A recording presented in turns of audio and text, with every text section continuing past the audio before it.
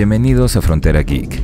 El día de hoy continuamos con la narración del tercer arco de nuevo lore de Alien desarrollado por Marvel Comics, la secuela de los ya narrados Bloodlines y Revival. Alien, Icarus, parte 3.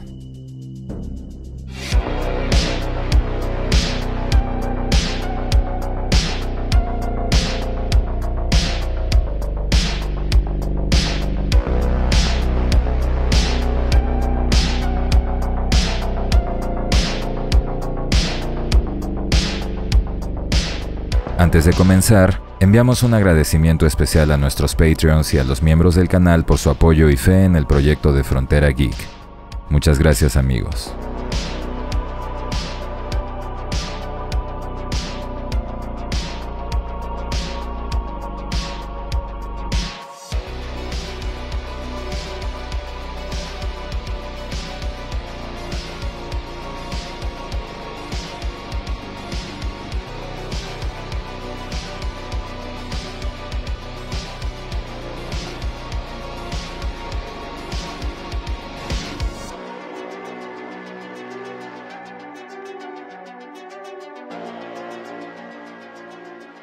Los nuevos cómics publicados por Marvel han estado variando el canon cinematográfico conocido de la saga de Alien, sumando capítulos de historia intermedios o posteriores que posiblemente impliquen dejar fuera del canon a más de una de sus películas.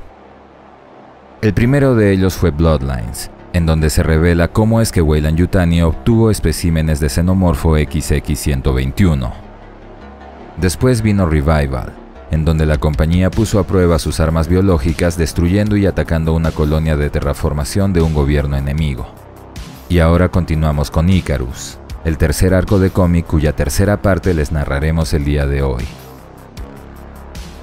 Icarus también fue escrito por Philip Kennedy Johnson y estrena el arte de Julius Ota, 6 números con portadas del artista Bjorn Barends y con numeración reiniciada desde el número 1, puesto que estos cómics componen el volumen 2 de la serie Alien de Marvel.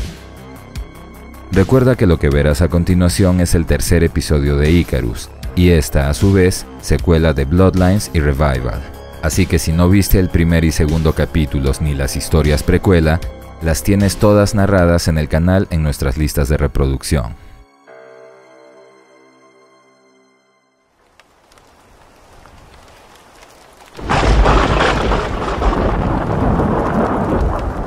Una poderosa tormenta eléctrica cubre los cielos radioactivos de Tobler 9. Condiciones extremas en las que Freya, Eli y los demás androides viajan junto a sus nuevos aliados, el misterioso grupo de humanos que de manera inexplicable aún vivía en ese planeta fantasma.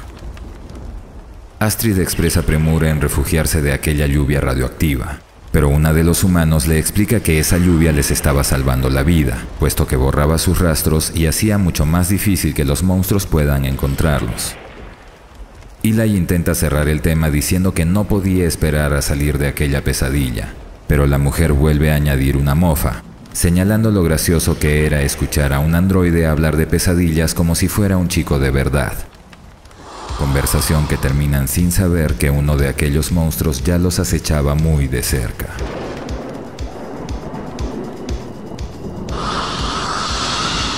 Ya dentro de un edificio, el xenomorfo los encuentra, pero el experimentado grupo de humanos lidia con él rápidamente, atrapándolo primero con una red contra una pared y luego acribillándolo con sus armas de fuego. Con la criatura muerta y pese a la sugerencia de irse de su compañero, 2 de los humanos se acercan a su cuerpo y con cuchillos comienzan a tomar trofeos de cacería del cadáver del xenomorfo frente a la asombrada mirada del equipo acero. Uno de los hombres corta la horrenda mandíbula faríngea del alien mientras los androides hacen su parte para aumentar la rivalidad, señalando que al menos estos humanos sí aceptan ser simples animales. Más adelante, Seth les pide que se apresuren puesto que empezaba a sentir que algunos de sus sistemas ya estaban fallando, ante lo que Freya presiona a uno de sus guías preguntándole cuánto más faltaba para su refugio. Pero el viaje había terminado. El líder les dice que podían dejar ahí sus mochilas y carga, ya estaban en una zona segura, y mientras lo hacen, les da una sarcástica bienvenida de parte de todos los cadáveres que ahora conformaban la familia de Weyland-Yutani. Eran bienvenidos al ex complejo capital de utilidades y mantenimiento. Un lugar aún bastante funcional y con varios habitantes que es descrito por su guía como el sitio donde los afortunados esperan para morir. Al ser observados, el grupo de androides es instantáneamente reconocido como el legendario Steel Team.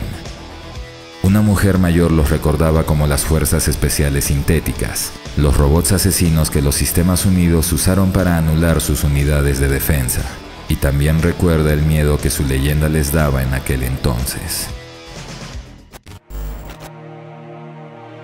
En el año 2122, la corporación Weyland-Yutani desvió al Nostromo, una nave de carga comercial, hacia la luna conocida como LV-426 para investigar una potencial llamada de auxilio. Pero en secreto, la compañía buscaba obtener especímenes de una peligrosa especie alienígena designada como xenomorfo XX-121. La nave y casi toda su tripulación tuvieron un final trágico. En el año 2179, Hadley's Hope, una colonia de terraformación establecida en ese mismo planetoide, fue arrasada por los alienígenas. El intento de rescate de sobrevivientes por parte del cuerpo de Marines coloniales terminó convirtiéndose en otra tragedia. En el año 2200, la estación de investigación Epsilon de la compañía fue atacada por extremistas anticorporativos que, sin saberlo, liberaron al espécimen conocido como Alien Alpha. El incidente dejó solo 2 sobrevivientes. En el año 2202, xenomorfos fueron liberados en una colonia Spinner de terraformación de las Américas Unidas. Contra todo pronóstico, un puñado de personas logró escapar. Estamos en el año 2217. El planeta Tobler 9 está muerto. Un mundo más arrasado por el organismo y luego convertido en un infierno nuclear, incapaz de sostener vida. Cuando el planeta Demeter 2, una colonia agrícola vital para el sostenimiento de la vida humana en el sector, sufrió una catástrofe de proporciones cataclísmicas, los Sistemas Unidos enviaron a Tobler 9 al equipo Acero, un legendario grupo de sintéticos especializado para que recuperen un huevo xenomórfico con el potencial genético para salvar a la humanidad. El laboratorio había sido saqueado y su objetivo estaba desaparecido. Y ante el ataque de una horda de xenomorfos, los androides se defienden hasta que ocurre lo imposible: la llegada de un grupo de humanos sobrevivientes armados hasta los dientes.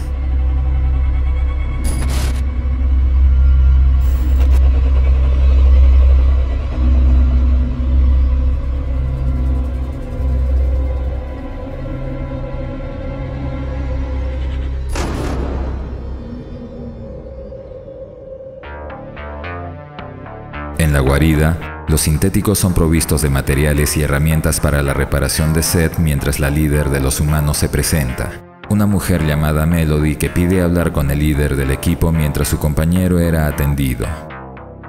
Seth es tratado por su aparente pareja, Nora, y por su compañera Astrid, y mientras tanto, Eli acompaña a Freya camino a su reunión, hasta que ella se percata de un pequeño que la observa con mucha curiosidad.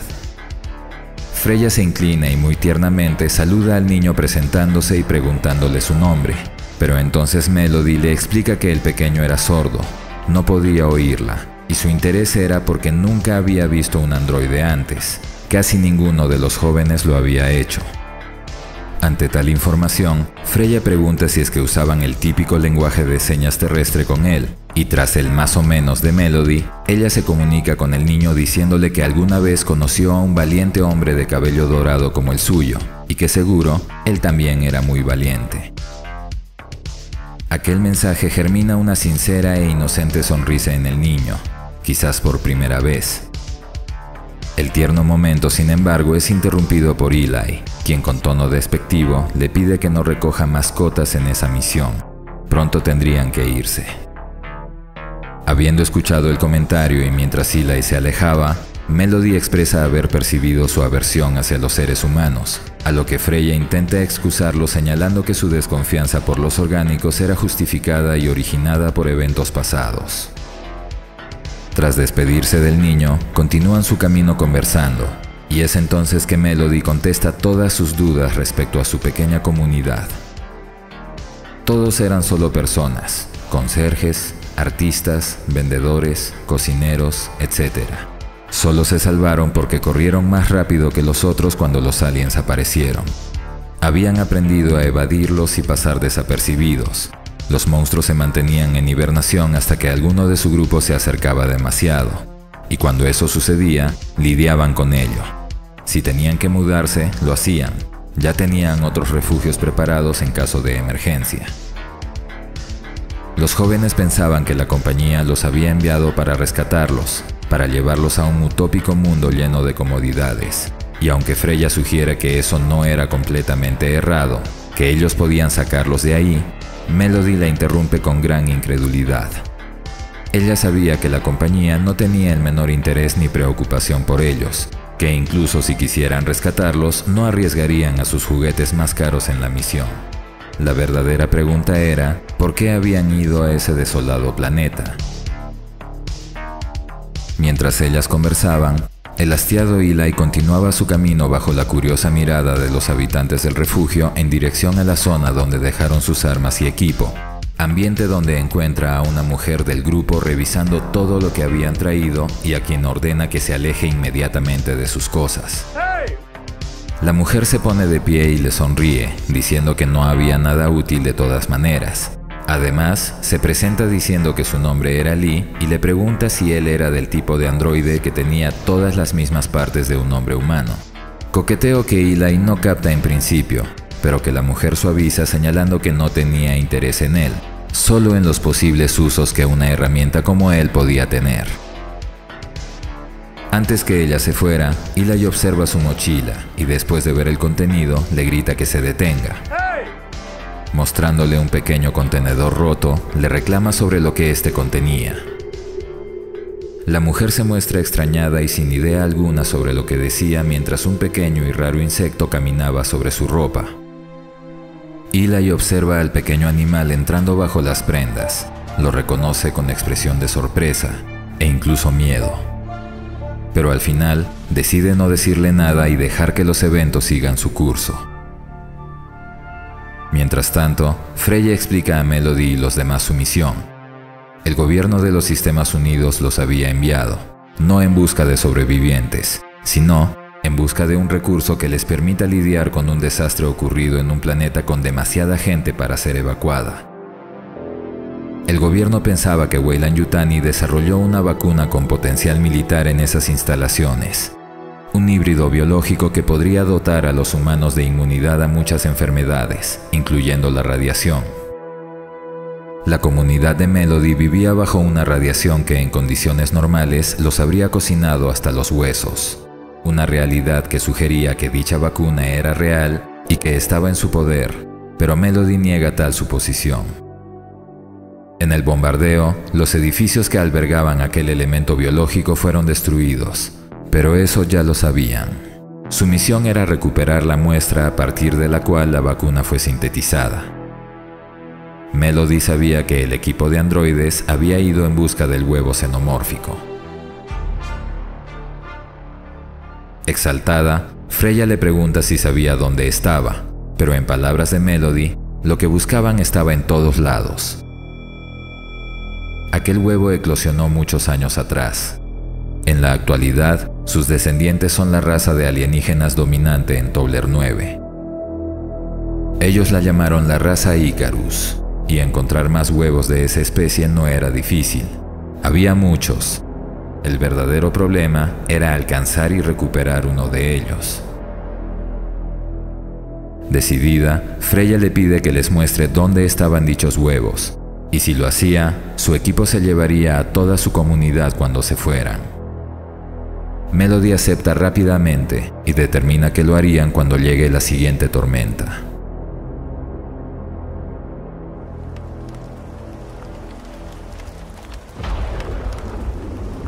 Dos días después, El equipo Acero parte a su misión guiados por Melody y en compañía de algunos otros humanos. La mujer le señala la vieja estación central de trenes, escenario de una de las peores masacres de Tobler 9, lugar que se había convertido en un nido. Sin importarle lo que eso implicaba, Seth los apresura a continuar, pero Melody añade algo aún más importante. Ahí también había una reina. Melody les explica que era un alien muy grande, y cada vez que su grupo mató a alguno de sus zánganos, todo el nido enloqueció buscándolos, y algunas veces estuvieron muy cerca de encontrarlos. Era abajo, precisamente en la cámara de la reina donde los huevos se encontraban, pero nunca podrían obtener uno de ellos sin aniquilarla primero. Tal narración despierta la curiosidad de Freya. Melody describía a la especie Icarus como si fuera diferente de los otros organismos, y sí lo eran según su compañera. Eran la forma de vida más versátil y eficiente de la creación. Entrando a uno de los viejos edificios, Melody narra que esos seres eran capaces de sobrevivir en donde sea y de soportar lo que fuera. La compañía estuvo explorando más aplicaciones en personas, formas de usarlos para hacer a los humanos mejores. Comenzaron a cultivarlos y criarlos como si fueran perros, seleccionando a los hospederos muy cuidadosamente bajo estrictos protocolos y requisitos de inmunidad y fortalezas físicas. Hospederos humanos, obviamente. Más adelante, un apocalíptico escenario lleno de viejos autos abandonados acompaña la historia. El proyecto de la compañía funcionó. Los ovomorfos de la raza Icarus les dieron mucho material que podía ser aplicado en la fabricación de medicamentos y terapia genética, no solo para la milicia, sino para toda la humanidad. Pero era fácil ver el precio que habían tenido que pagar. Cerca de la estación, el grupo toma posiciones defensivas mientras Melody continúa preparándolos para lo que iban a enfrentar, añadiendo que los aliens tenían mucho de los humanos en ellos. Antes podían ser referidos como bestias, animales, pero ahora lo más apropiado era llamarlos monstruos.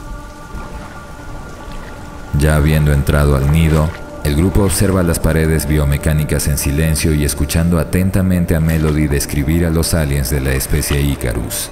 Criaturas más listas, pacientes y al mismo tiempo crueles, sádicas como ninguna otra especie conocida. Cuando capturaban a alguno de los sobrevivientes, algunas veces dejaban un rastro de partes para que los demás las encontraran. Un zapato, un juguete, un mechón de cabello.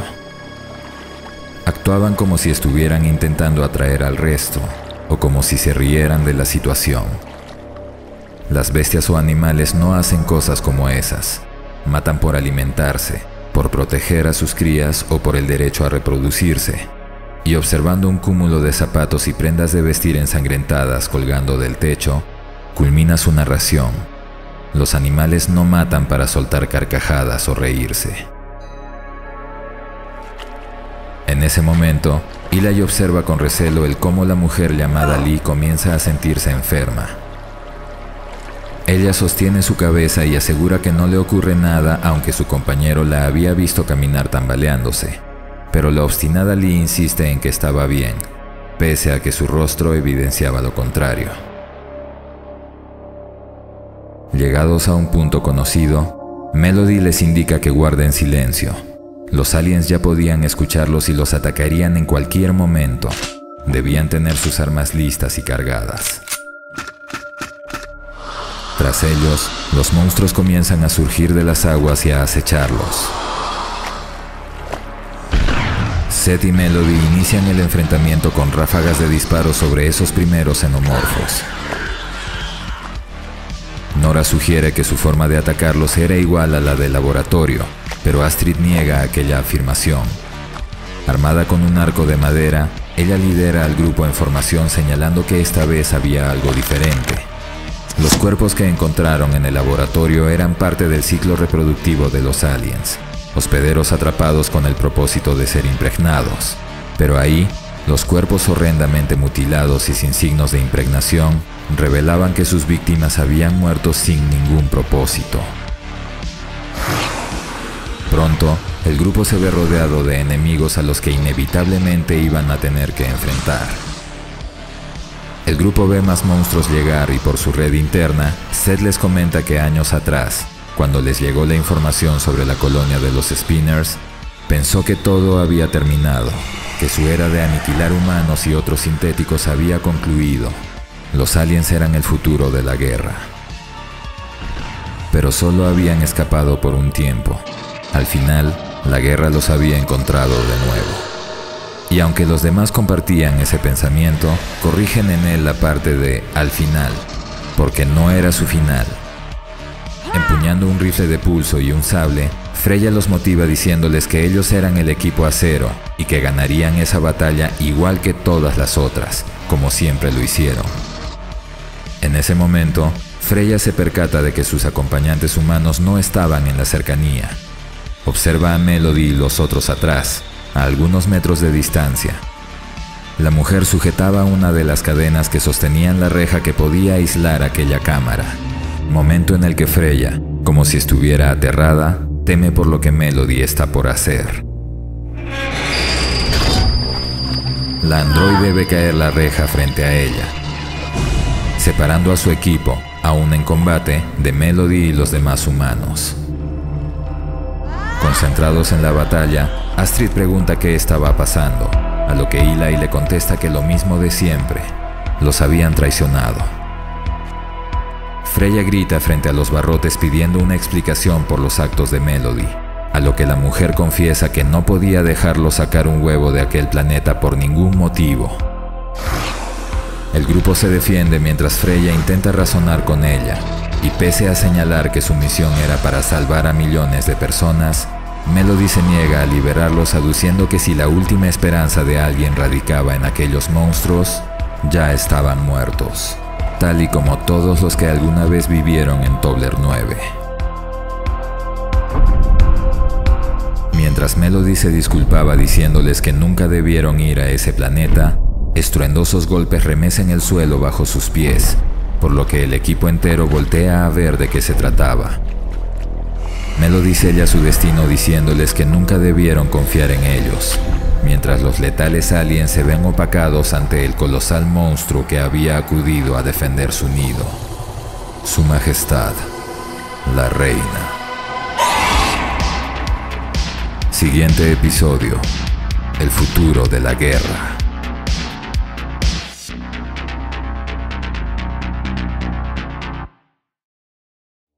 Esta tercera parte de Icarus ahonda más en el escenario de Tobler 9 y los antecedentes de su actual estado. Detalles sobre las actividades y logros de la compañía que condujeron a la masacre de sus habitantes y su posterior destrucción por la infestación de su más grande creación, la variante xenomórfica Icarus. Una casta de aliens cuyo comportamiento predatorio sobrepasa el instintivo, llegando a mostrar mayor inteligencia y, peor aún, sadismo. Característica humana que desarrollaron gracias a la manipulación genética y el cultivo de los especímenes bajo un programa con requisitos específicos para los hospederos. El encuentro entre los androides del equipo acero y el grupo de sobrevivientes humanos viene cargado de continuas tensiones que desembocan en dos eventos de gran magnitud. Cuando Melody abandona a los androides para que sean masacrados por la horda de xenomorfos, y antes de eso, cuando Eli, el androide más reticente del grupo, permite que la mujer llamada Lee se vaya con uno de los insectos experimentales que encontraron antes en los laboratorios de la compañía. Recordemos que en esos mismos laboratorios también había contenedores de Black Goo. Los estragos de la infección que Lee obtiene a partir de aquel insecto comienzan a verse expresados en su salud un par de días después, y aún hay mucho por verse al respecto. La actitud de Eli en dicha situación es bastante similar a la de David en Prometeo, cuando éste infecta a Charlie Holloway para ver los efectos del mutágeno negro en un ser humano. Y esa no es la única similitud o referencia entre esta historia y las precuelas de Ridley Scott. David 8, el androide cuyo rol en la saga de Alien ha desatado muchas discusiones y debate, ha sido referido dos veces. Primero, Cuando los humanos cortan partes del xenomorfo a modo de trofeos de cacería, Freya expresa su sorpresa mediante la frase en inglés "David wept", frase que es normalmente expresada como "Jesus wept", cita que está incluida en el Evangelio según San Juan en algunas versiones de la Biblia. Jesus wept significa Jesús lloró, y es parte de la narración en la que Jesucristo se entera de que su seguidor Lázaro había muerto 4 días atrás, hombre al que después resucita frente a sus hermanas. La frase Jesus wept es usada para expresar sorpresa, dolor o una súplica a Dios, y la modificación de David wept evidencia que para los androides como Freya, Eli y los demás, David es como una especie de deidad, un profeta para los de su tipo, organismos sintéticos o artificiales. La segunda mención, menos obvia, es cuando Freya se comunica con el niño sordo, refiriendo que una vez conoció a un valiente hombre de cabellera dorada. Teniendo en cuenta el complejo de inferioridad de David respecto a sus creadores, es evidente que su búsqueda de eliminar a la raza humana se convirtió en uno de los dogmas seguidos por aquellos como él, androides que se sienten oprimidos por la especie que los creó a su imagen y semejanza. Y esta historia recién va por la mitad. Estén atentos al canal para el retorno de la mítica reina alien en la parte 4 de Icarus. Recuerden que la parte 1 y 2 de este tercer arco de historia, así como las narraciones de sus cómics precuela, están disponibles en el canal en nuestras listas de reproducción de la saga de Alien. Esperamos que esta reseña y narración les haya gustado. Déjennos su like, compartan el video, suscríbanse activando la campanita y recuerden que pueden hacerse miembros del canal o de nuestro Patreon y así ayudarnos a traerles mucho más contenido como este. Soy Dexeo, gracias por el apoyo y preferencia. Hasta la próxima.